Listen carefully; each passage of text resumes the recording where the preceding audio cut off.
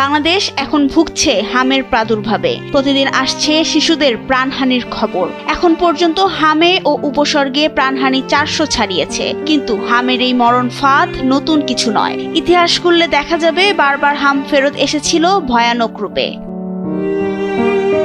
হামের টিকা আবিষ্কারের আগে 2 বছর অন্তর হামের প্রকট দেখা যেত, আর তাতে বছরে গড়ে 26 লাখ মানুষের মৃত্যু হতো।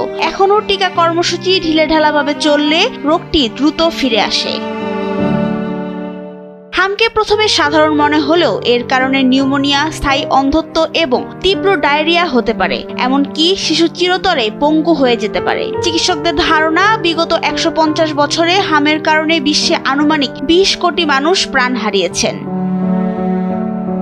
ইতিহাস বলছে 1600 শতাব্দীতে ইউরোপীয় অভিযাত্রীদের মাধ্যমে আমেরিকায় হাম, ইনফ্লুয়েঞ্জা ও গুটি বসন্তের ভাইরাস প্রবেশ করে। এতে হাম ও অন্যান্য মহামারীতে আমেরিকার প্রায় 80 থেকে 90% আদিবাসী জনসংখ্যা নিশ্চিহ্ন হয়ে গিয়েছিল।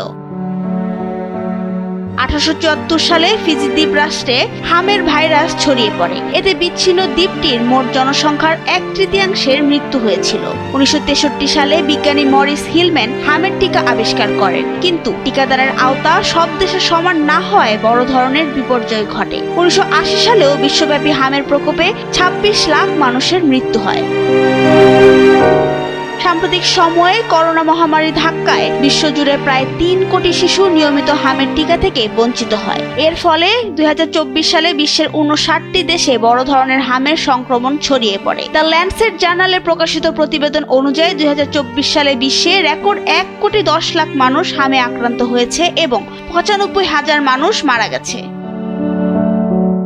পরিকল্পনা আর দূরদর্শিতার অভাবই বারবার হামের ফিরে আসার কারণ। একে তো এই রোগের কার্যকর ওষুধ নেই, তার উপর বিশ্বব্যাপী বর্তমানে প্রথম ডোজের টিকার হার 84% এবং দ্বিতীয় ডোজের হার মাত্র 76% নেমে এসেছে। সময় মতো পদক্ষেপ নেওয়া না হলে এই নীরব ঘাতকটি বড় মহামারীর রূপ নিতে পারে বলে আশঙ্কা করছে স্বাস্থ্য বিশেষজ্ঞরা।